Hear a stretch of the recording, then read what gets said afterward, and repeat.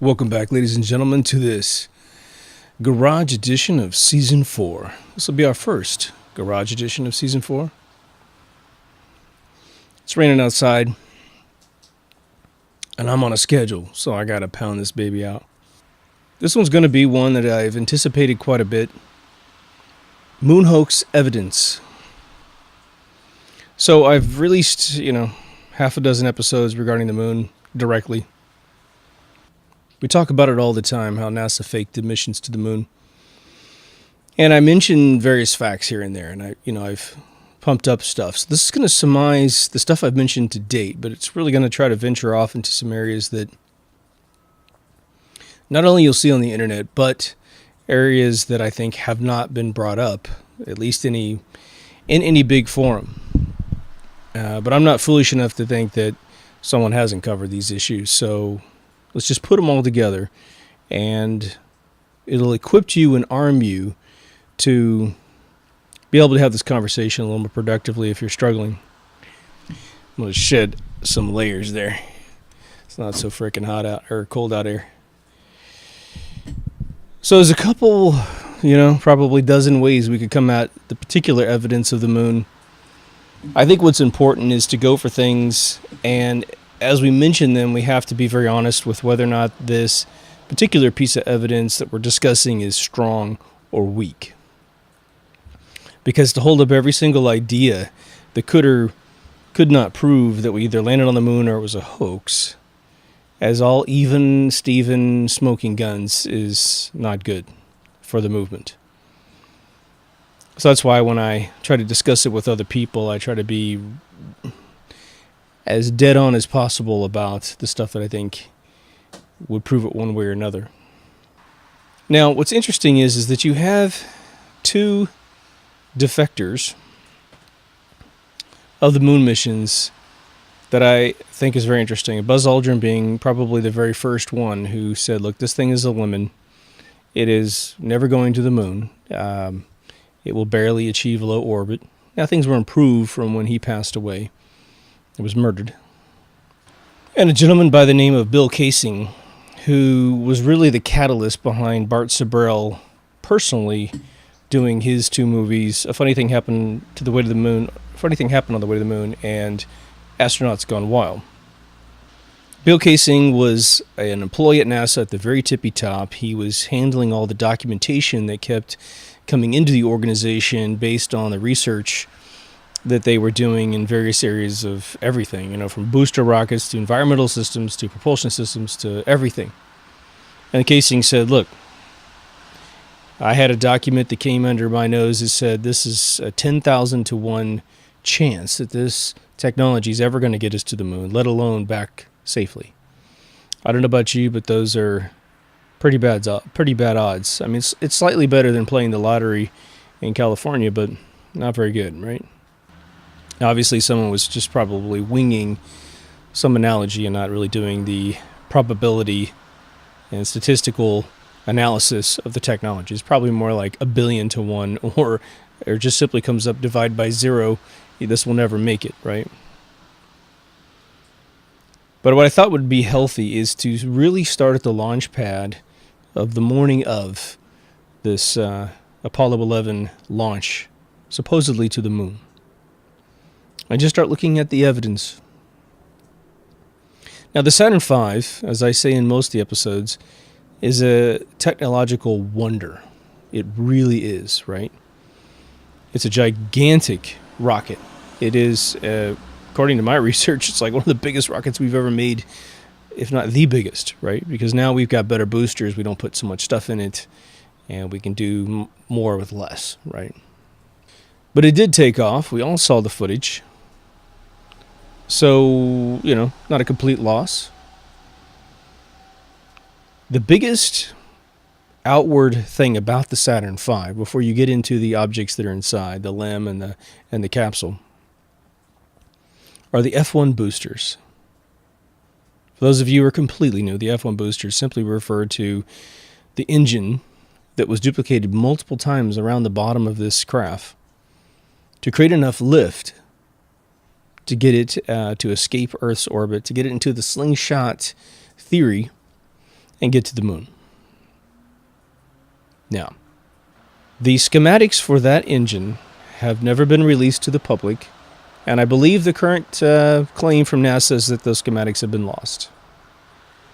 The engines were connected to the bottom section, which broke off, floated backwards, and fell back into the ocean.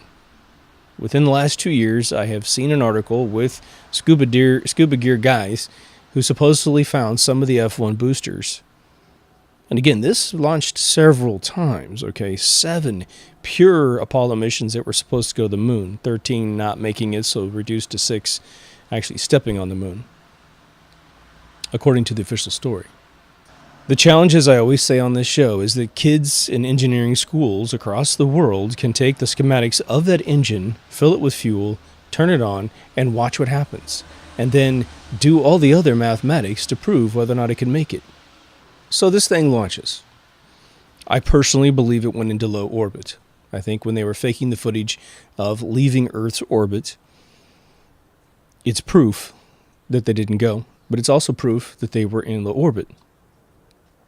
Now, what is the theory of how they can get this vehicle, which has a very temporary rocket system, right? I mean, it's got big giant stages to get out of the thicker atmosphere, and then another tiny stage, and then it's pretty much it's going the speed it's going to go, and it's going to somehow get to the moon. Now, you can't launch with our current technology straight to the moon. No matter what scientific community comes up, the debut technology to the public eye doesn't allow that to occur. There's not enough power. So they've come up with the slingshot theory.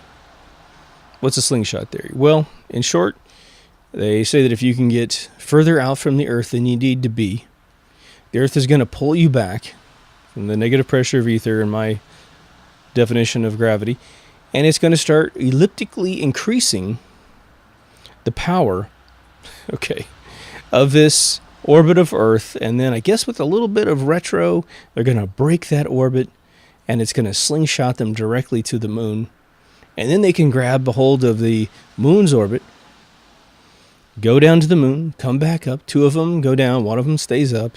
Then they rendezvous, and then with 1 rocket in the back, haul us back to Earth, gain orbit into Earth again, and then ease down into the atmosphere at a very specific angle with an object shaped like a bullet.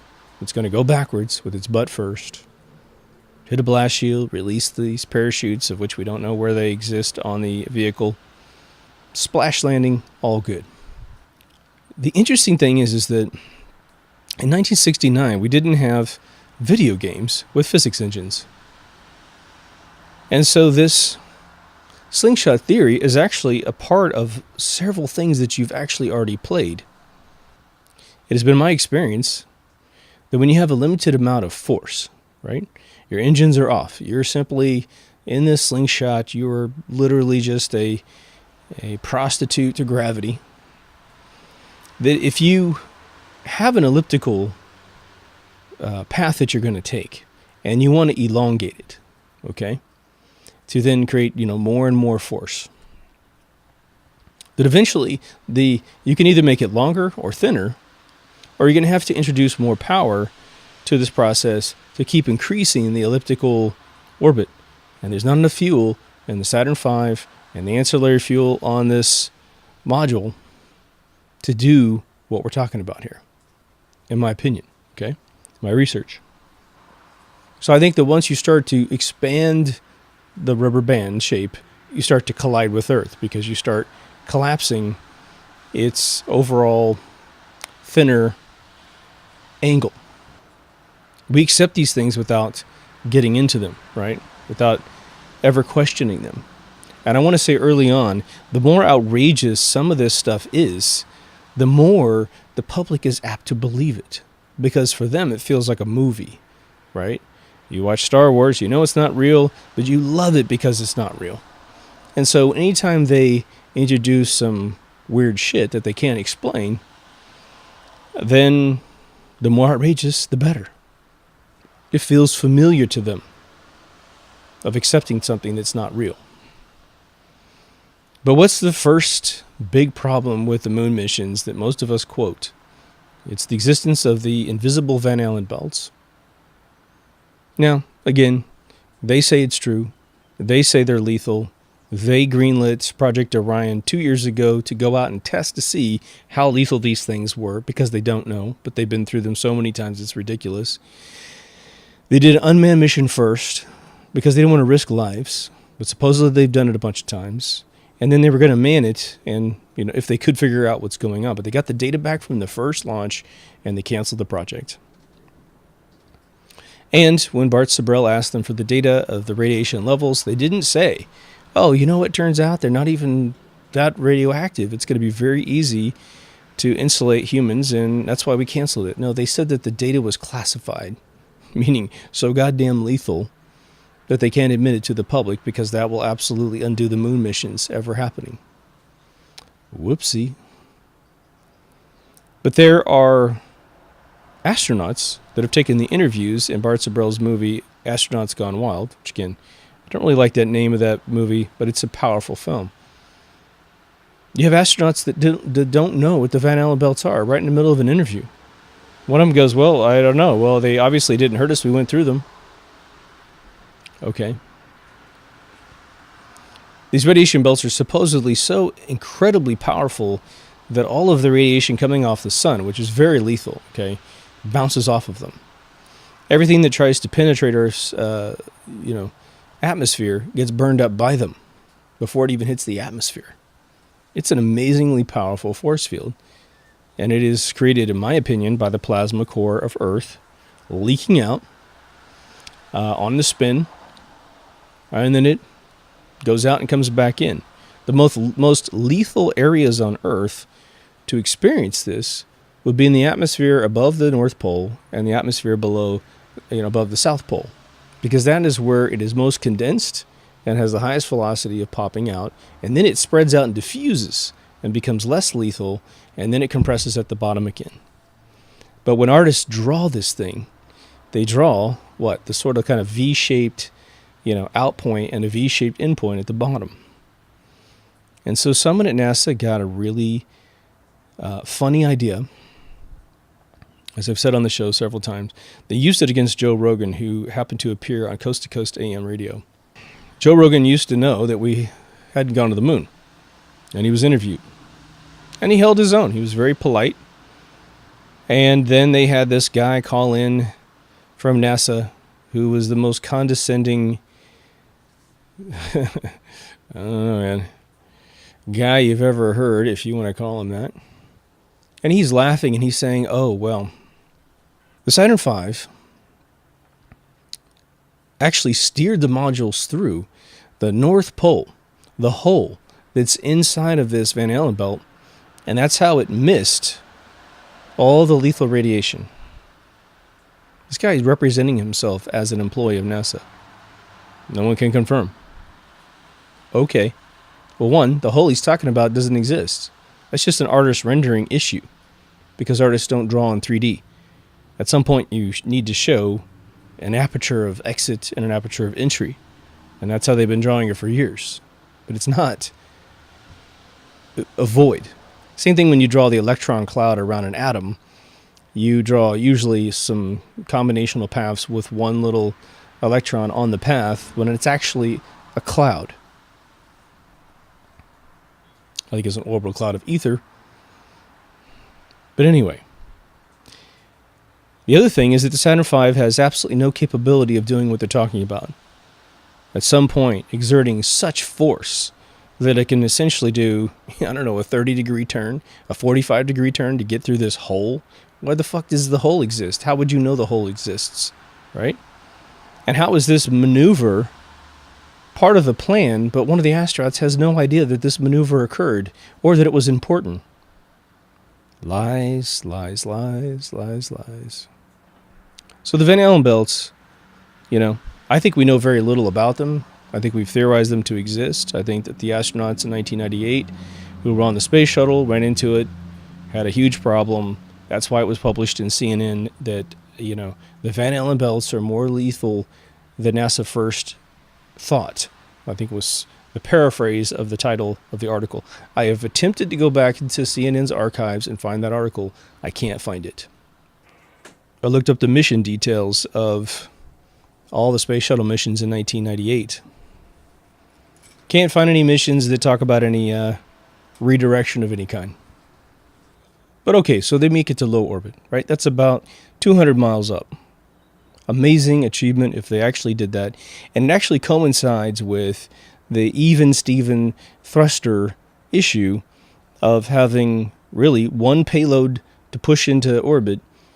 The Earth is perfectly round. You automatically just get over the edge of the orbital requirements, which is to fall outside of the surface area of the Earth, and you're there. You're there for a little while. Figuring out how reentry worked and all that stuff, it's amazingly brilliant if they were able to accomplish that. But, Buzz Aldrin was rotating a tuna can, so looks pretty convincing. Could be in a barf, a vomit rocket, right? But they do that classic shot out the window, which we beat up in several episodes, but we're here now, so we'll do it one more time. They're inside this pyramid conical craft.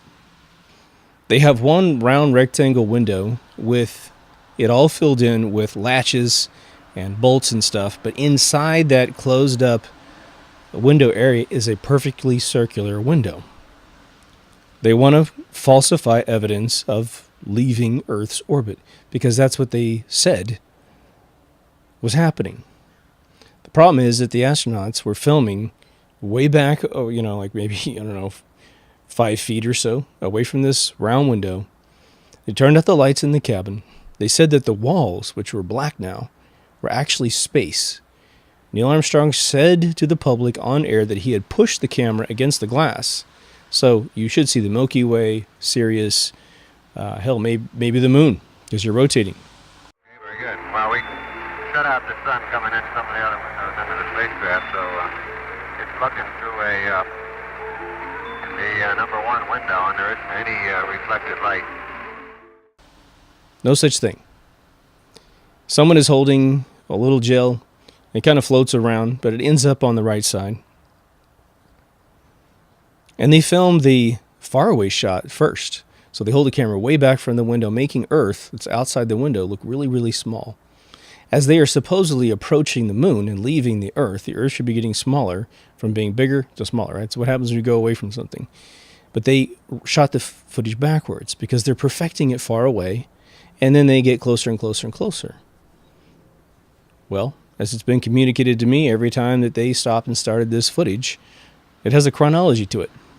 When they developed the reel and then duplicated it for people to see, it has a chronology to it, right? It's a piece of tape. So the first thing is first and the last thing's last. And it's stamped with timestamps on it so they can edit the footage properly. Standard Hollywood SMPTE timecode stuff, right? At the end, they turn the lights on inside the cabin and pull the gel off the window. In intermediate shots, too, they've got arms in front of the window, which, again, Neil Armstrong said he pushed the camera lens against the window, so nothing can be between the camera and the shot of Earth, because he said that the inner cab was actually outer space, again, with no stars. At one point, you can see the red lights that they used, right? Just like when you're developing film, red light doesn't expose film, and so you can see what you're doing when you're doing exposure. You can move film around, you can push it through the development solutions and get it done. So they really screwed that up. I think it's a 56 minute reel that was sent to Bart Sabrell when he was shooting cutting together his first film. A funny thing happened on the way to the moon. When I interviewed him about this, he said, look, I looked at this footage and I couldn't really understand what it was. And then eventually it dawned on him what he had discovered, and it was the epiphany that we hadn't gone. I mean, it was the most definitive evidence on the planet, that at least in Apollo 11, we didn't go. Okay. Then we have this approach to the moon. And oddly, we don't have any shots of the moon. We don't have any shots, they're going to say they couldn't probably get the shot or whatever. But we don't have the moon getting closer. All 7 missions, plus a couple others before that, there's no shots like that. What we have is really bad clay models of the moon that they have built gigantic clay models, big giant steel spheres that they have put material on. The measurement of relief, okay, versus what's probably the actual relief on the moon is completely outrageous, Like, again, if you take the Earth and you were to dry it off with a big towel, it is smoother at its most outrageous points, like Mount Everest or the deepest seas off the coast of Indonesia. It is still smoother than a cue ball. That's how unbelievably smooth that we are. And the moon is no different than that. And so when they fly a camera, over these big clay models, they have stacked up so much clay to have the visual effect of a shadow in a really small object that they've blown their cover. You go back and look at that footage of the moon rotating underneath the camera, and it is absolutely laughable. If your kid said, "Hey, mommy, daddy, I made a fake moon and I shot some footage," only the youth of your child would insulate you from thinking that this was a really crappy piece of footage that is being tried to be pawned off as a real image of the moon, right? So what's the theory at this point? They have developed 2 vehicles.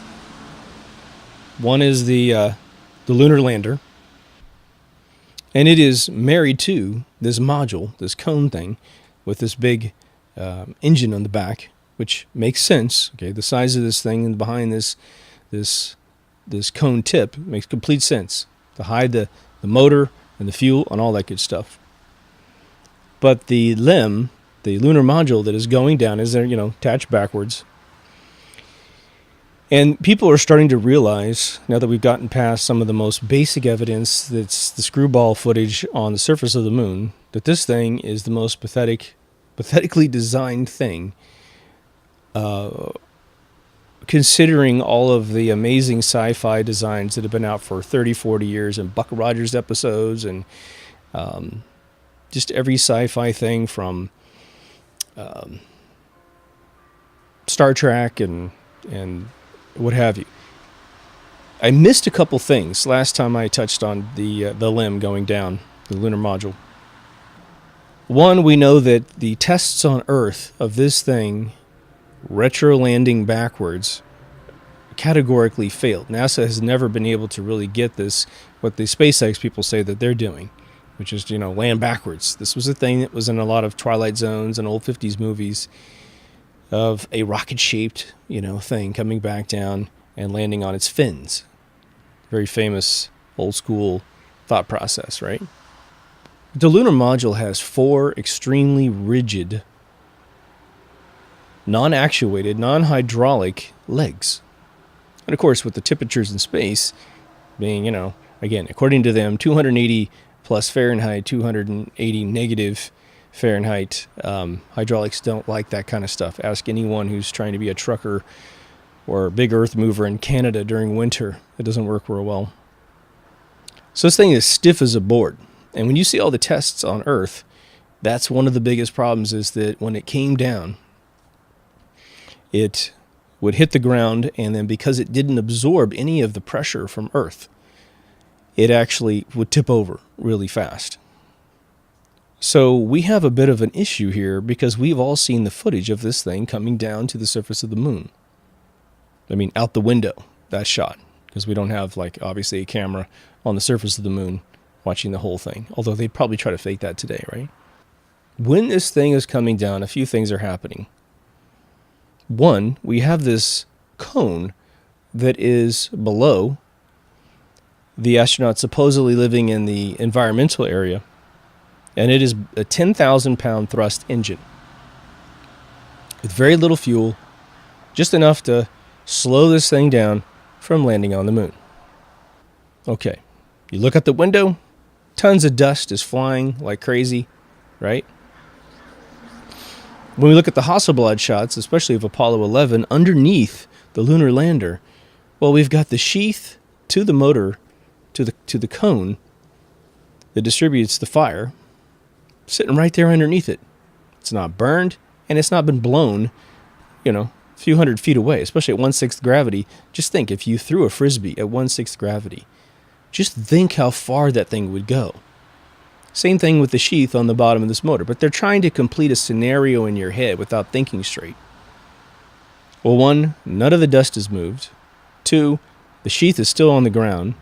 Three, something I've missed in all my episodes before, the paint job on this cone wasn't affected at all by being boiled in fire. Every single one of these cones that you'll ever see around the world, if they ever do an engine test, even for 10 seconds, you have baked off anything that's there. You've created soot. You've created a change in the metal that is visible. But the fourth thing is that the engine that's required to run one of these cones is too big to fit in the base part of this lunar lander.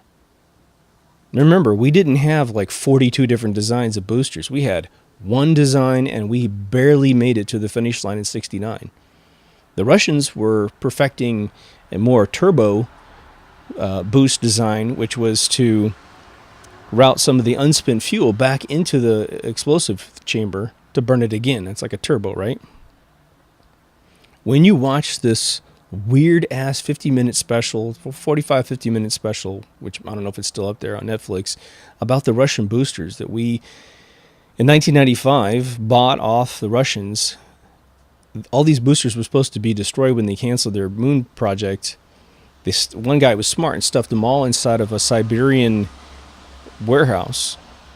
They detail the engineering feat of creating these engines, and they stressed that the very degree and angle of a pipe routing fuel was absolutely meticulously calculated. So taking the engine and making it smaller, well, you don't get the boost that you need. Two, turning it sideways wouldn't work. And where are you going to get all this fuel? Because you have a ton of crap in the bottom of this lunar lander, right? You're going to put all these rocks in there. The next mission up in the Apollo 12, they took a fucking car up there in the same spot. So where's all this space coming from, right? Well, Hollywood never needs to really make it make sense, do you? Do they, right? But the fifth thing that I've never heard mentioned, and maybe someone's done it, but I haven't heard it, is that, part of it, I should say with the dust that it didn't move, you also don't have dust on the feet, right? So that's part of the equation with that problem of the set, where they've lowered this thing down on a crane to the set. But we have rigid legs with no hydraulics of any kind, and this thing is landing, and one of the listeners told me that it landed approximately 4 miles an hour. Okay. The shockwave of landing at 4 miles an hour is actually pretty intense.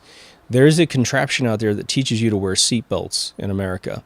And they will take them to malls every once in a while to put them in parking lots. And it's a steel chair you sit in, and it lowers you down on this ramp, and it hits you at 5 miles an hour. It goes bam, and it hits you. It's made of steel, so it's really transferring a lot of kinetic energy to your body. So, that's not great. But these legs hitting a dusty surface at 4 miles an hour is going to do a number of things.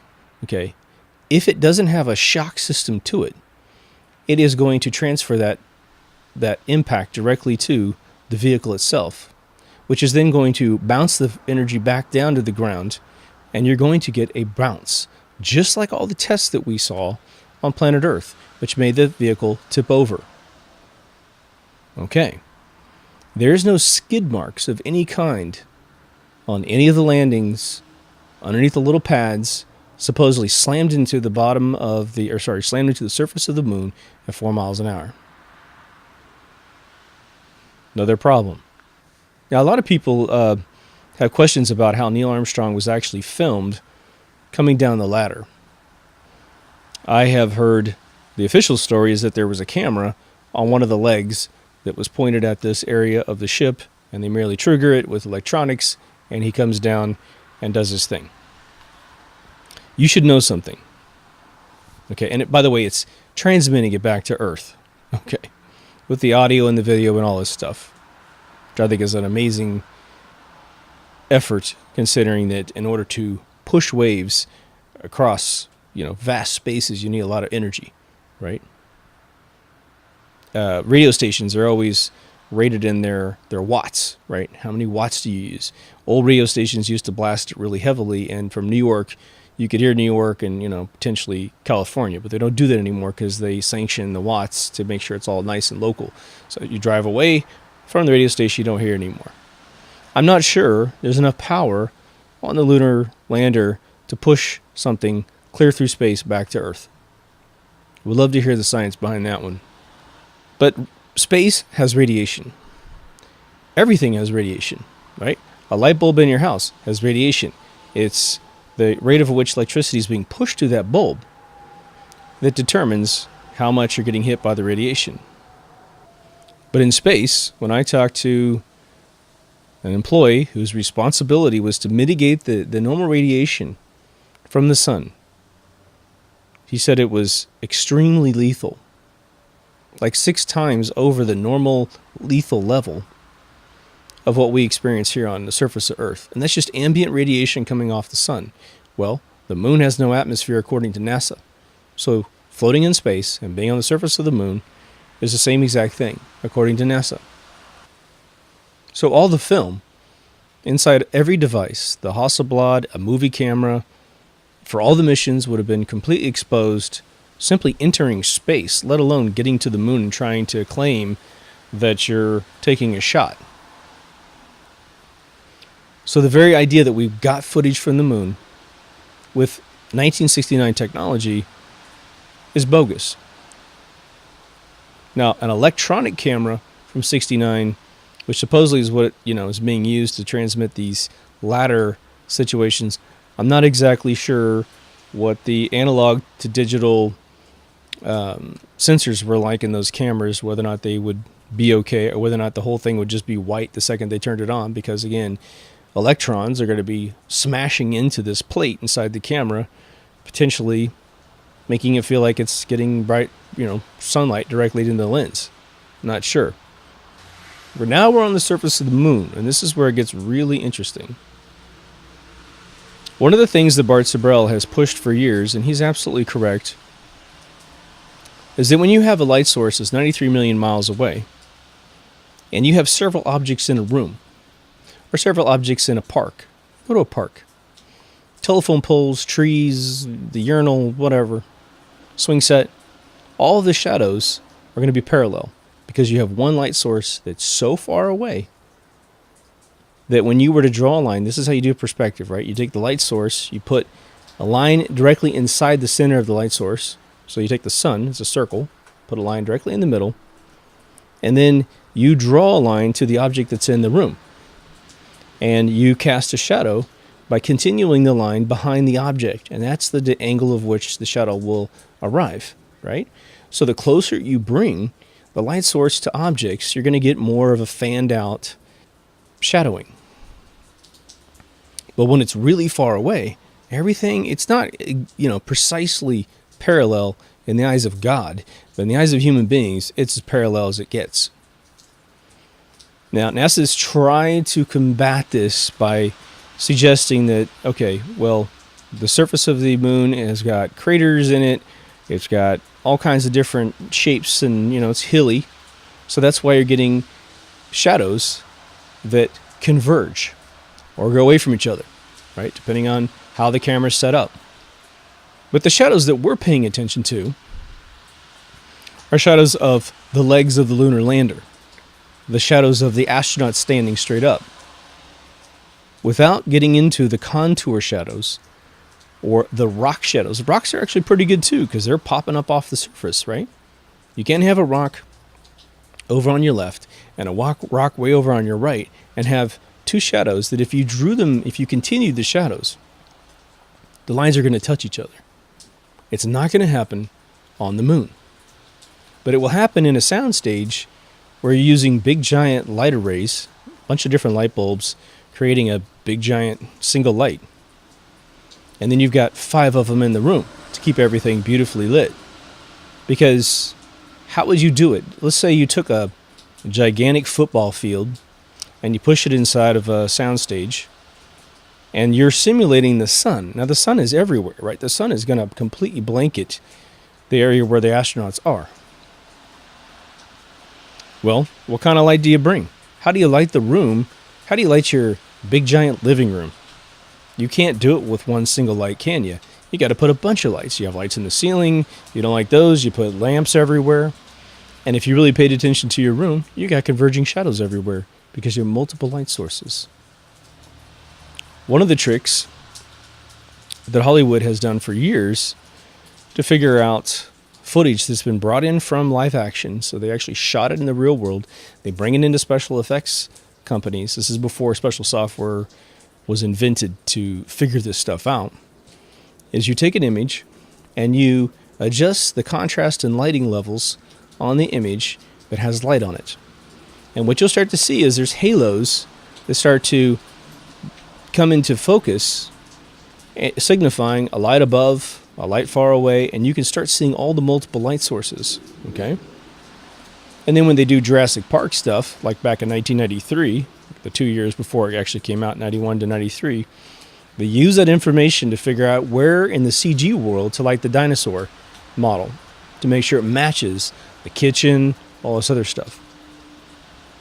Now, we've invented all kinds of techniques of taking 35 millimeter shots back in the 90s of objects in the room. They have white spheres that they would put in the room, and they take a picture of the white sphere in different locations and then take that data back to the special effects outfits so they could figure out where the light is.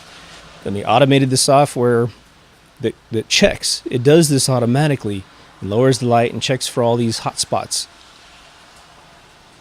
Every single shot and every single mission has a ton of hot spots. It might be that the whole area is beautifully lit. Once you start adjusting the contrast and brightness, you start seeing a big hot spot show up. It's not the way the sun's going to work on such a small patch of land on the moon. Now, if you were out in orbit and you take a shot of the moon with the sun shining, yes, in a gigantic 1,200-mile ball diameter, you're going to have a couple you're going to have one hot spot that is closer to the sun, is more reflective, and you're going to have this effect, but not in a tiny little football field of which these guys were roaming around. It's not going to happen. So the converging shadow thing is very real, but people don't understand it. So when you explain it, you're going to have people sitting down really excited to listen to that particular piece of information. Otherwise, they're going to bail on you. So don't try to bring that one up unless you have someone who's excited to listen to the details. This is my advice. Well, now we have the set that is the moon landing. And there are several theories about how this is done. We've had some listeners come in. I think Tim, who's a visual effects guy, who has an amazing background. If you read his replies, you're going to learn a lot. I definitely did, especially on the Facebook page. But he posted a beautiful video that showed how they use something called front projection,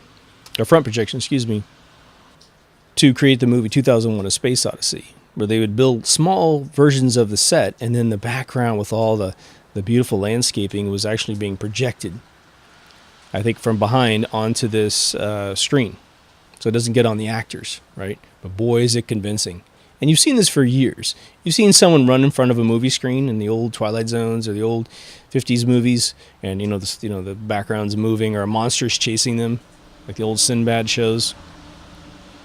Same kind of theory, but slowed down and upgraded to the point where it is utterly convincing to the eye. Well, every single thing that you need to project and all these assets cost money, take time, and you're keeping it a big secret from everyone. And so I think they had a limited amount of resources or moments in which they could actually develop this. Or maybe someone just simply thought, well, we can use it again, can't we? And so at least on 2 missions, we have the same landscape in the background. They changed the set. They've moved rocks around, big giant rocks, and then they'll take the rocks out and they'll put the lunar lander in its spot because the ground isn't quite as pristine as it was because they moved a big rock out of the way. They did an amazing job. But then we have one little rock that's suspect, and because of Tim, I'm now back on the bandwagon of this being a beautiful piece of evidence that we didn't go. There's a rock with a C on it. Now, NASA's official story is that this rock, when it was developed, the negative had a little hair on it, a little Clarence Thomas hair on it, if you will, tight little C. But Tim reminded me that if something is actually on the negative, it's going to expose as a white C, not a black C, because it's going to be blocking the exposure onto the film. Film is white. When you expose it, you're creating burn marks in the film when you process it through the chemicals. So the C would be white and not black. But the rock also has an anomaly in one of the corners that is very atypical of rocks. And for those of you who've just played in the wilderness or been on a camping trip, you know what rocks look like. The older that they are, the more smooth that they are. But even those of you who've played with lava rocks and off the coast of Hawaii, or your cousin brought you some, or you've used them for landscaping, there's certain things that rocks don't do, and they don't make little folded corners. But when you're folding newspaper around an object to make it look more moony, right, textured and all this other kind of stuff, why they felt like it was going to be like that, I don't know. But there's no water on the moon, which is where we get a lot of smooth rocks that have rolled around inside streams or oceans for millions and millions of years. It's not one of those kind of rocks. Very suspect. Why a C? Well, the theory is that there's A, B, and C level rocks. Perhaps A is really small and C is really big, or the other way around. But this is a fairly big rock on the set. Again, not a super duper smoking gun, but I think it's actually worth mentioning. Now, the hotspot thing I want to make clear too. You have hotspots all over landscape shots, but you also have Buzz Aldrin climbing backwards out of the lunar lander, and he is just lit up like a Christmas tree in terms of lights. The company NVIDIA that makes, fantastic video cards did this presentation, and it just shows you how desperate they are to keep this narrative going. They did a presentation to debunk the idea that this shot is indeed a fake by playing with physics. Okay? When you make a surface inside of a 3D rendering package, you determine how reflective the surface is. So they reconstructed Buzz Aldrin. They reconstructed, in an astronaut suit, of course. They reconstructed the lunar lander. They reconstructed the surface of the moon where this was. And then they have a single light that's supposedly 93 million miles away, which I'd love to see the software that can pull that shit off. And then they turned it on, and he had this massive reflection off the rear of his shoe. But the rear of his shoe is not very reflective to begin with. So to get a big hot spot on the rear of the shoe, you're talking about a lot of light. So for people in Hollywood that, again, I've presented these shots to, I said, just give me your opinion, man. I'm not trying to tell you it's one way or the other. Just give me your opinion. They just, one of my friends who is absolutely a god at visual effects looked at this thing and he goes, well, Jesus, I can see 5 light sources right now. Here, and here. This is bullshit. This is completely fake. He goes, I never even thought about it. He goes, I don't really care. But he goes, yeah, this is fake. So I guess we didn't go? Maybe. You're the expert. And he said, yeah. End of discussion. This is a guy that'll spend 3 months working on 5 seconds worth of footage. And I'm not joking. He has statues, okay? What other things happened on the moon that are really suspect? Well, there's the flag pounding, which was mysteriously left out of the last movie. Was it First Man or whatever it is? Every mission that made it to the moon, which is 6, put an American flag into the ground. Sort of the maritime law thing. We own this land. Be a hell of a thing to get up there and not see them, right? But the flag was flopping in the wind in several of the shots. They got a little bit more control over it as they moved on, but a lot after they realized this was a gigantic problem, they stopped broadcasting it in such a complete form. Now, the official story from NASA about the flag is that, which it just gets more fucking absurd every time I tell a story. In the case of Apollo 11, Buzz accidentally hit the flagpole with his foot, which created a transverse wave of energy that goes up and transfers into fabric and starts kicking the flag all over the place. There's a few problems with that, but the easiest one is the physics of that. The physics don't work in that, right? Like I said, for those of you who have ever whipped a bedspread on your bed, you know that transverse waves don't travel through fabric at all very well. You know, you have to really whip the shit out of that thing just to get the wave to hit the other side of the bed. We're talking about bumping it with your foot. Infinitesimal. Even at 1/6 gravity, it ain't going to do shit. But the other problem for NASA in that claim is that we've got full body shots of this flag just flapping around, completely following the physics of wind, and no one's hitting the pole. You can see it with your own eyes. So again, NASA wants to lie to your face over and over and over again. Insults your basic intelligence as a human being. Hey, you don't need a physics degree to know that a bedspread doesn't transfer energy that well. Why was there wind? There's wind because the actors inside of these costumes, these astronaut costumes, are not Buzz Aldrin, they're not Neil Armstrong or any of the other astronauts. They are agents, actors inside these suits with this shield in front of their face that is blocking their face. There's a caveat to this I need to mention, though. And so that conceals who they are. They can run footage all day long. They're actually talking to the astronauts in low orbit. Now, they found out that this was a bit of a liability. Timing all this in a live broadcast was just...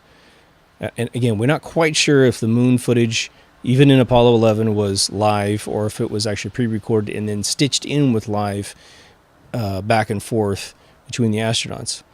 I think that by the later missions, I have seen footage where I think they allow us to see the faces of the astronauts, which means it was pre-recorded. And why wouldn't you pre-record it? Then you have no mistakes to the degree that you have your forgery up to a certain notch of imitation, facsimile of the reality that you think is going to be occurring on the moon's surface. So the air conditioners that are cooling these guys down inside these suits, because remember, they're inside essentially a Mickey Mouse outfit. It's really warm. They can't have the environmental pack that they actually designed into the suit because it weighs 100 pounds. And if you've ever been in basic training and tried to run around with a 50-pound sack on your back, you know what running around on high wires, which we're going to get to in a second, with a 100-pound pack, you would see it. You would see the stress marks in the chest just trying to hold that thing up. These would have to be burly, Navy SEALs to pull this off, or big-ass Marines. But no, the astronauts match that physique, so you can't really do that either. So then you have this simulation of 1/6 gravity. What's fascinating about saying that to you guys is I'm saying an equation to you. 1/6 gravity. Well, what is that? 10 seconds is 1/6 of 60 seconds. Okay? So when you look at all the moon footage, and I mean all of it, from the rover to the astronauts hopping around, kicking up dust and what have you, if you roll that footage 2x inside your local movie player, either you're on Macintosh and you're using QuickTime, or you're on a Windows using the Windows Media Player, and you just hit 2x, you're immediately looking at real-time footage of actors on a moon set hopping around. You are. Sorry. So how does this work? How do they fake that? Well, if you pay attention to all the shots on the moon, there's no stars. Now, there's been what's really funny is there's a whole new sect of cosmologists, which these are people that determine how the universe works, right? And they have determined that you can't see stars unless you have an atmosphere to bounce the starlight off of, okay? So if you have a camera that's taking a photograph of something and there's no atmosphere between the actual light and the actual receiver, whether it be film or some, what's it called, LCD or whatever it is, the analog to digital converter, you're not going to see stars. NASA doesn't subscribe to this. That's the most recent cutting-edge cosmology in the world. So we have to stick NASA with their own science. We should be able to see those stars if we adjust our camera properly. They say you can't see them because the aperture of the camera is so tight that when little tiny bit of starlight comes in, it doesn't register on the film. Now again, go look up the lumens of the star Sirius, and then go look up the lumens of the moon. Sirius is extremely bright. Brightest star out there, right? You might see that. There's also Venus, Mars, Jupiter, and all this other stuff in the background that should punch through on the lumen scale. But if nothing else, you've got the Milky Way. And the Milky Way as a combined tapestry in space should at least show up in one or two of the shots. The other one is that why not adjust the camera once to get this composite shot of the two, right?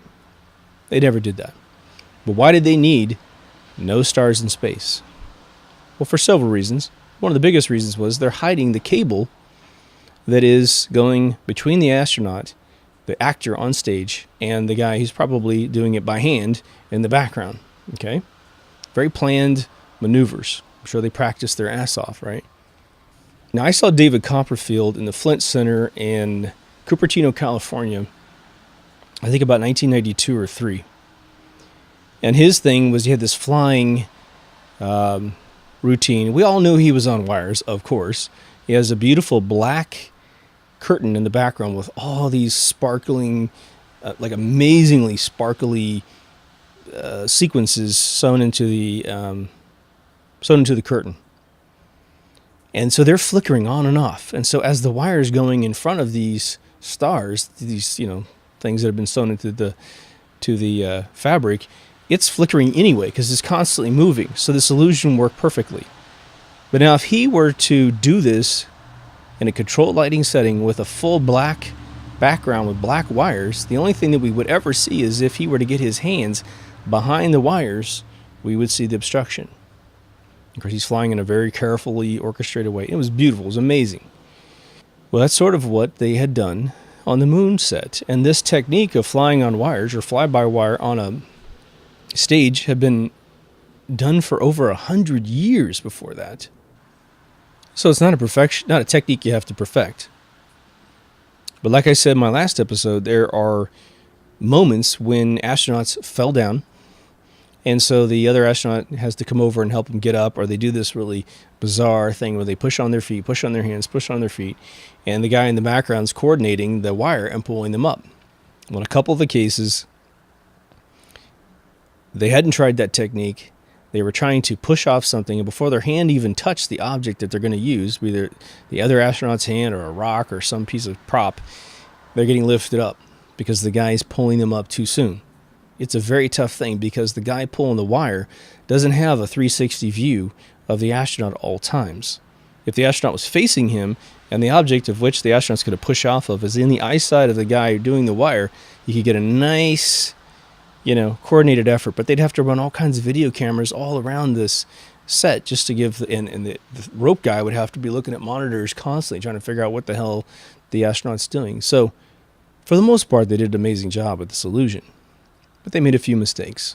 But running the camera at 48 frames per second and then running it back at 24 frames per second, which is the average frame rate of a movie in 1969, was perfect. It slowed everything down. It slowed down the dust falling off their feet, etc. Now, the dust, in many of the shots, as soon as these astronauts jumped, the dust that their feet created in the air was being blown by those air conditioners 8, 10, 12 feet away instantaneously. With no atmosphere, that's not going to happen. Okay? Highly suspect.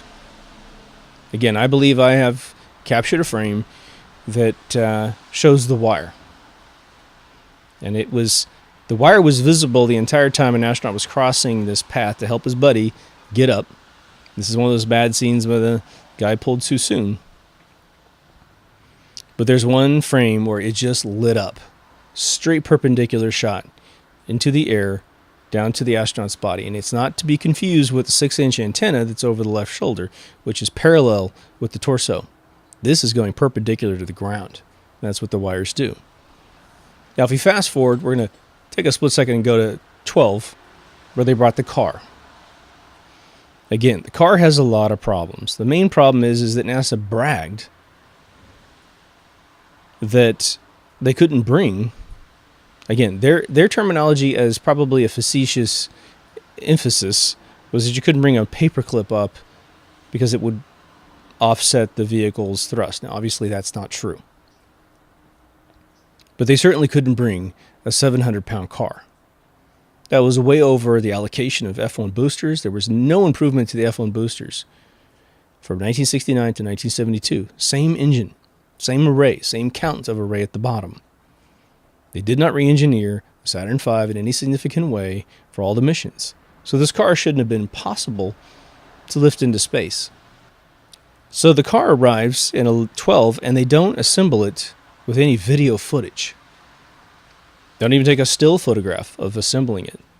But it magically appears on the surface of the moon. I got the actual region of the car wrong in one of my episodes where I thought it was the front left quarter panel. It's actually the rear right quarter panel. The back right wheel is one of the first shots ever taken of the lunar lander, or sorry, the moon buggy on the surface of the moon. And there's no tracks. There's no track in front. There's no track in back. Yes, this thing folds out, okay? So you might be able to say it folded out, but there's no footprints, there's no wiggles, there's no nothing. Okay, because the thing was lowered down. They took a shot of it. Like, let me get some shots before we start messing around with this thing. Okay. If you go and play every single piece of footage of the moon buggy running around on the moon, I've now since reconfirmed this, okay, you will discover something. The driver inside, there's no passenger, but the driver inside the vehicle never moves his body. He never torques the steering wheel. He never waves. He never moves like a human being. It is a dummy that's been put into this car. Why? I could only speculate that the vehicle would have been stuck had it had the full weight of a human being on it in this set. It happens all the time. I live in Huntington Beach. Just go to the beach. If you go over every weekend in the summertime, somebody gets a vehicle stuck, their car's stuck. Even the lifeguards will get stuck sometimes. It just happens. They wanted to avoid that problem. But a lot of people have studied the rooster tail that comes off of the back tires because it was hurling this stuff in the air, right? Again, the car itself is an ingenious design. It's very simple, but the metal tires, I mean, they're just ingenious. So a lot of amazing stuff occurred to make this hoax happen. You can see that people really wanted to go. Let's just put it that way. And probably the people who designed it had no idea it didn't go, But they did the physics on 1/6 gravity and the arc of which this plume comes off the back of the tires. At 1/6 gravity, this stuff would be flying behind that car and probably not hit back to the surface for quite some time. But again, roll at 2x, it's just like real-time footage that you would have taken at some desert retreat with your ATV, right? Going back to 11. Now, some of this stuff, obviously, most of it goes throughout all the missions. They have cameras on the moon that, again, would be overexposed the second that they went into deep space, let alone to the moon's surface. The cameras are some of the biggest pieces of smoking gun evidence that you have. One, Neil Armstrong has a Hasselblad wired to his chest or mounted to his chest, okay? Hasselblads are cameras that you have to look down into the top to see what's going out the front. Well, he can't look down because of the spacesuit. It won't let him look down. He's got a chin thing against an actor on a set. But even if he was really there, he couldn't look down and in. Now, back in 1969, not everybody was a camera enthusiast, okay? It was special. Today, every phone on planet Earth has a high-def 4K camera in the front and in the back. And you guys have taken thousands of selfies. Now, without a visual preview of what you're taking a picture of, how good are your shots going to be? How do you do a selfie? Well, you point the camera at yourself, you hold it up, and you're looking, you see all these shots, of these people. It's like this, the vain composite of people taking pictures of themselves. Okay, well, we all do it, and it's hard. That's why we have to get it right. Neil Armstrong took Time Life cover, Life magazine cover after cover after cover Legendary shots. Perfect. They said they trained him. Okay. I know people who are graduates of Brooks Institute who, if I gave them a Hasselblad, wired it to their chest and said, you can't look down. Now go to Disneyland and take a bunch of great shots. Go to the Grand Canyon, take a bunch of great shots, but you can never look down on this camera. Even with a PhD from Brooks, you ain't coming back with a full roll of anything but crap, okay? I mean, you might be able to get some sterile landscape shots, but not the cool stuff that Neil got, right? You wouldn't even know, what's on the right and what's on the left. I mean, it's just insane. I grew up with a photographer father who was a professional. I grew up with Hasselblads. My house, at any one point in time, had 2 to 3 Hasselblads in the house. So I'm extremely familiar with how to use them, how to load them, how to unload them, etc. Now, the other problem is that the camera is going to be hot and cold. In the shadows, according to NASA's official story, 280 degrees below zero Fahrenheit. In the sun, 280 degrees above. Hey, let's bring it down to 250. They interviewed the guy that made the camera that went to the moon, or at least a couple of them, right? Hasselblads take 1 year to assemble back in the day. Maybe it's a little bit faster today because they're like Swiss watches, right? They're amazing. You cannot take metal, and they took all the leather fitting off of it, so it's a big metal one. But you can't take that, heat it up, cool it down, heat it up, cool it down, and use it because the shutter inside is an extremely delicate piece of steel. The Zeiss lenses, what's going to happen when you heat it up that much and cool it down in a split second? It's going to rupture, it's going to break, it's going to expand and contract in the opposite directions, and you're going to have a huge problem on your hand. The other thing, too, is that I don't know if they account for this, but if there was any moisture at all in the atmosphere inside the camera, you're going to have huge issues. One, you'd see the stars, but two, that's going to do condensation most likely because that heat and that cold is going to transfer directly into the camera through at least the Zeiss lens, at least from that side of the camera, right? But there was also a video camera, wasn't there? Video camera pretty much on every single mission. All right. Well, on Apollo 11, we have a very interesting thing that goes on. When they're faking the footage of Earth going away through this aperture window, this round window, I should say, it's a beautiful color camera, isn't it? Beautiful. When they film Neil Armstrong coming down the ladder, what do we have? We have the grainiest, crappiest piece of footage you've ever seen in your life. Like I showed you in one of the previous videos, they broadcast it on a wall inside Houston Control, and you had to film it on a wall. It's like a screen, but it was horrible. You weren't allowed to have the original feed because that would expose an Earth-to-Earth transmission. You could study the signal strength. You could study all kinds of stuff. So they're creating the crappiest footage they possibly can in case anything goes wrong. It's my assumption, right? But why didn't Buzz, at least out the door, shoot another angle with this beautiful color camera? I suppose they left it up in the module up there, right? Most important moment in the history of man besides discovering fire and the wheel, and we're not shooting that thing in the best color we can possibly find. I call bogus bullshit on that. But that's not the biggest smoking gun. One of the best smoking guns you could ever mention to anyone with half a brain is that with this video camera, you are missing a shot from 6 successful missions.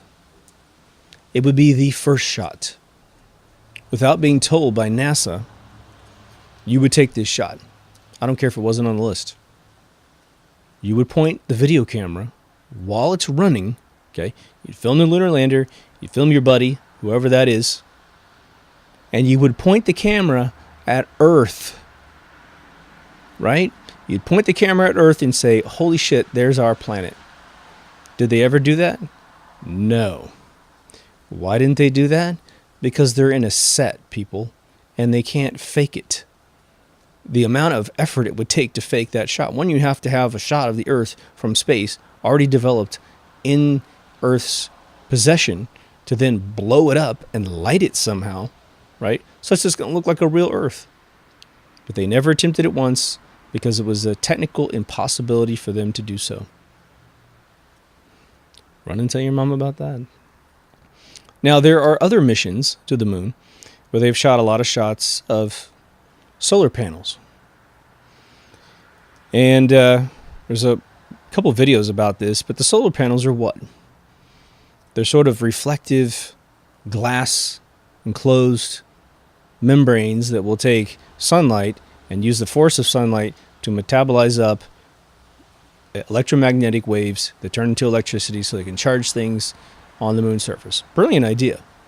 We would do that if we went there. But the other problem is it's really reflective at certain angles.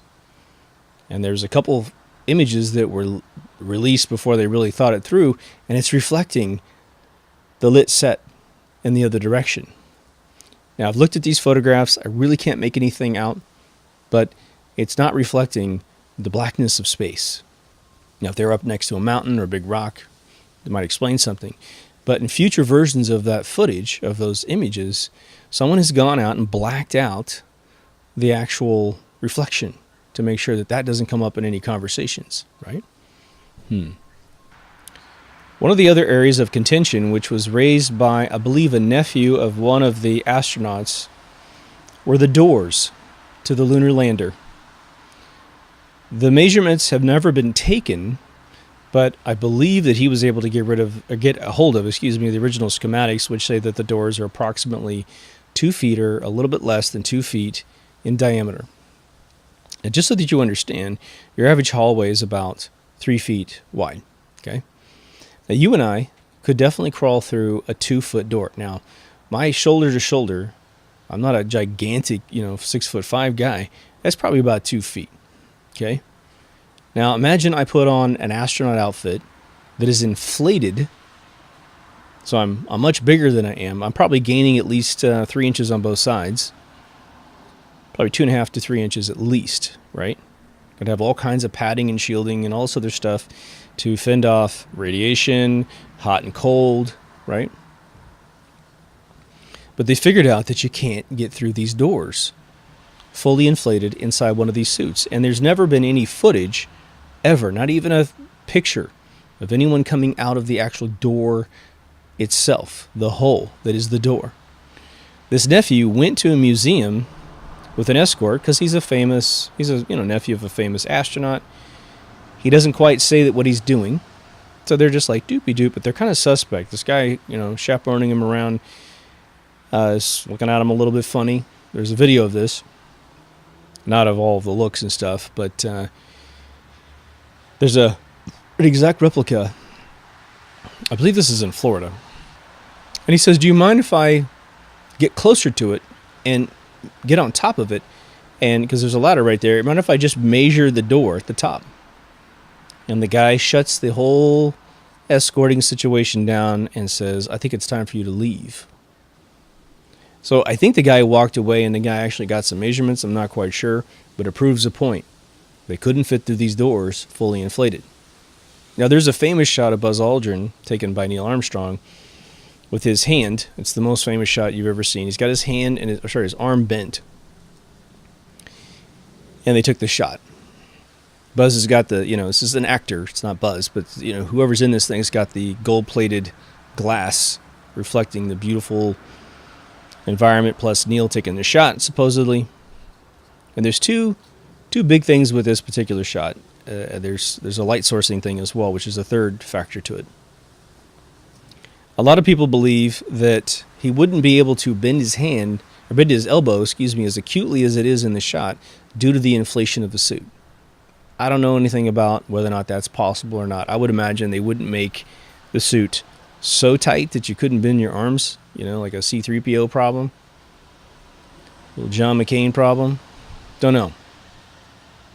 But the other one is that some people think that the reflection in the glass, the reflective not chrome, but gold-plated glass shows an arm that's not as bent, that it's actually further out in the shot, as if they composited the glass after they do the actual shot.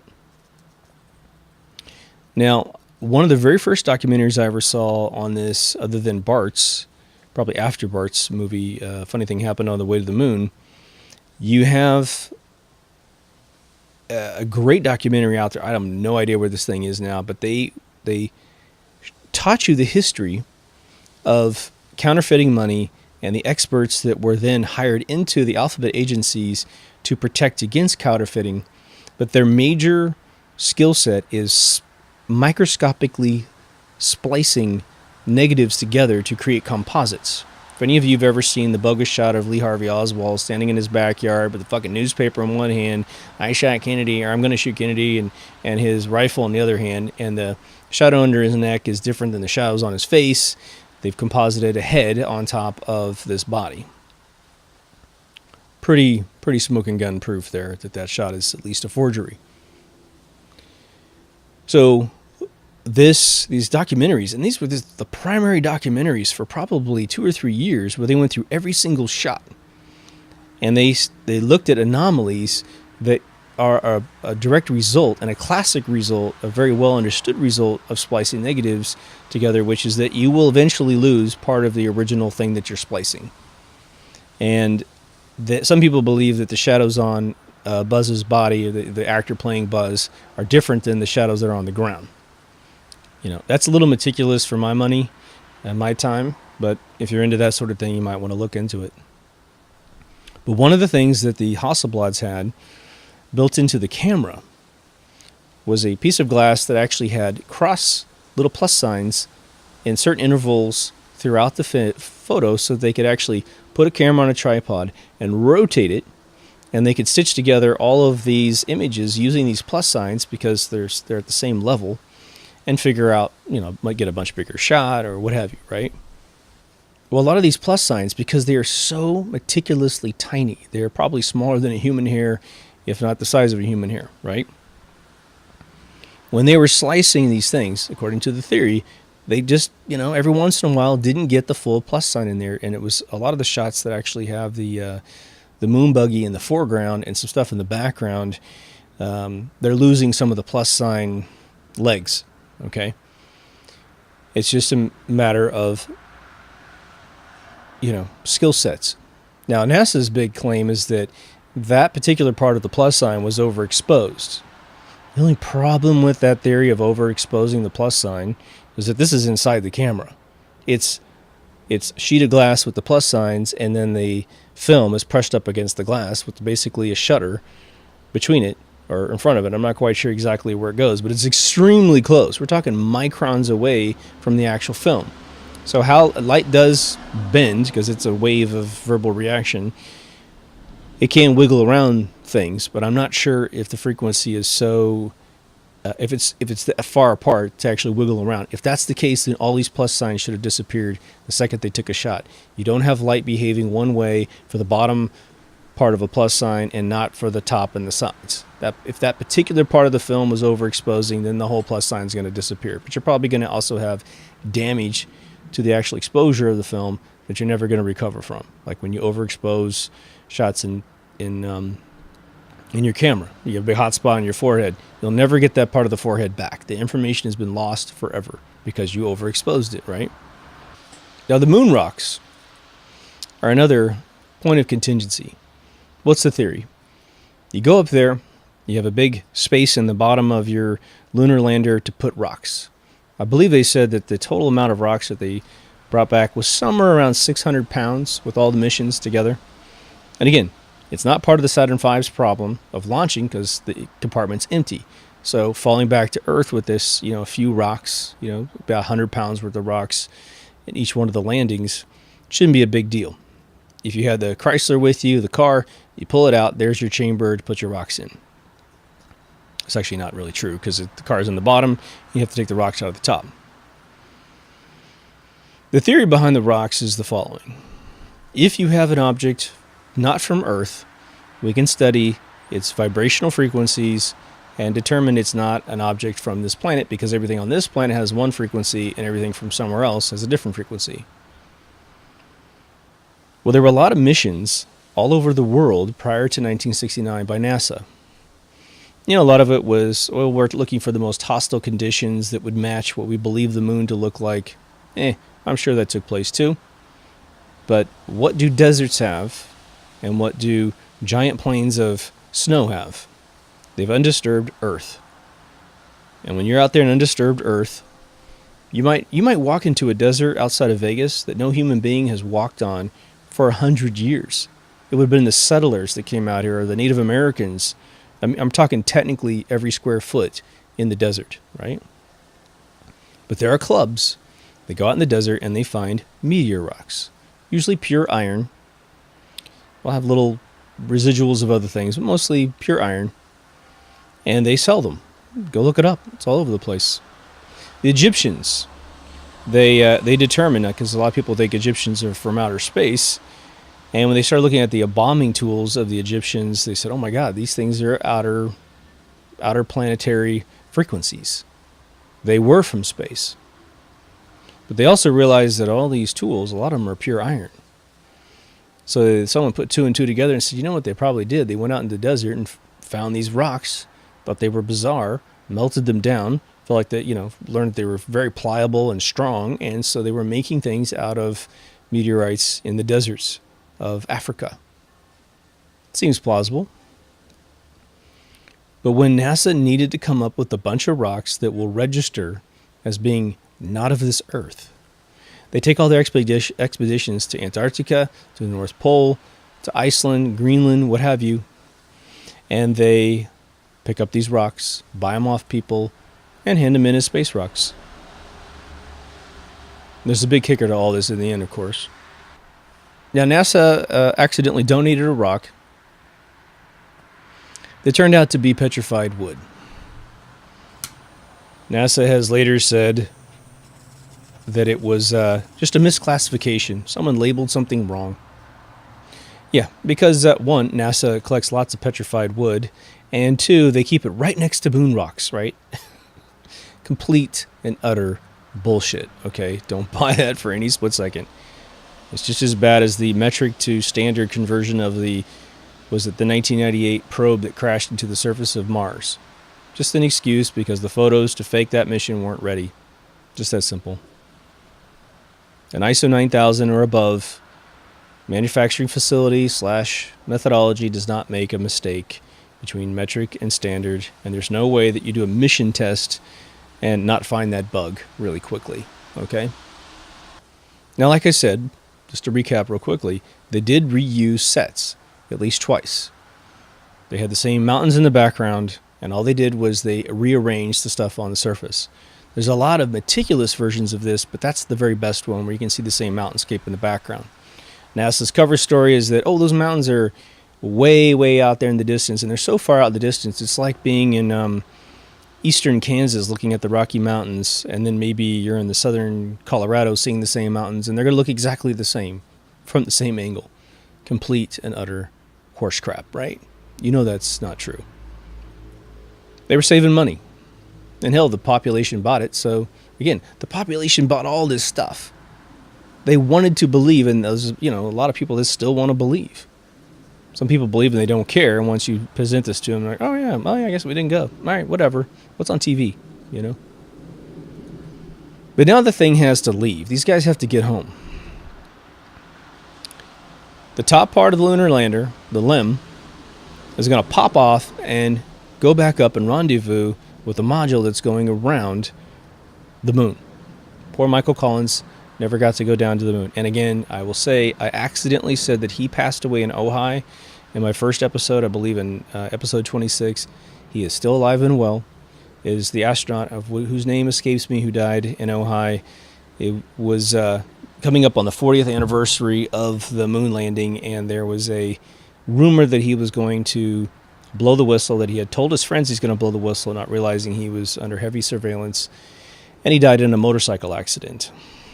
Shame on me for not knowing his name.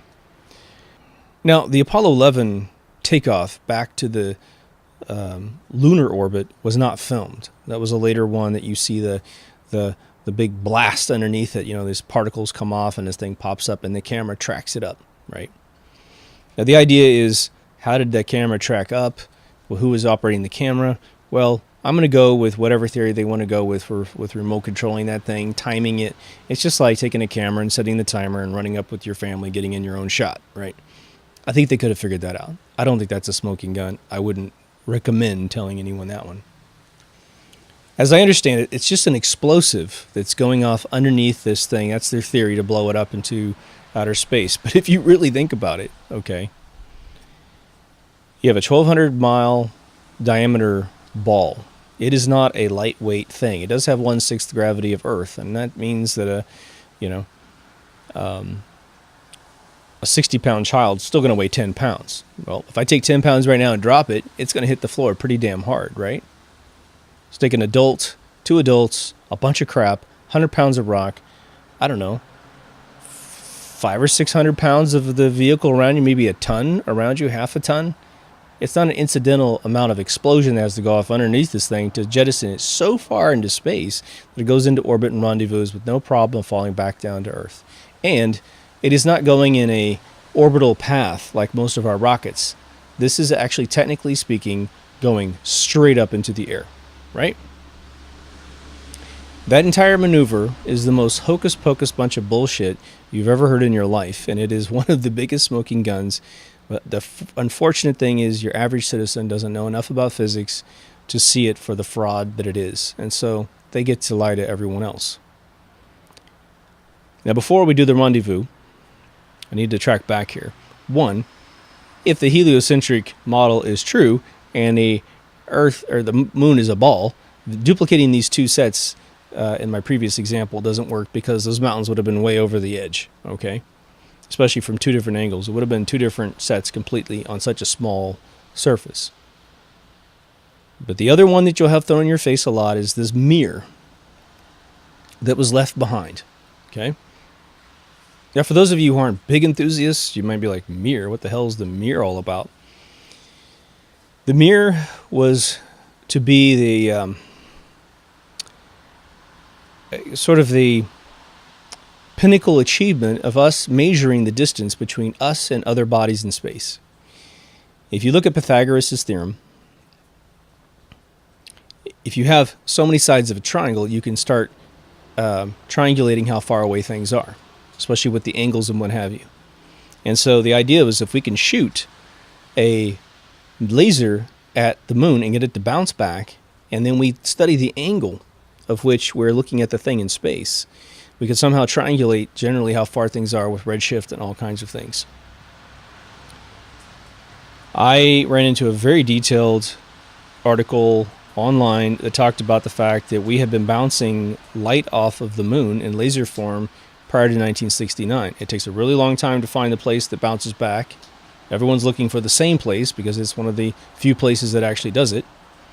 Today, you have agencies that are talking about advertising on the moon's surface by projecting massive lasers at the moon, and then you'd see an advertisement on the moon.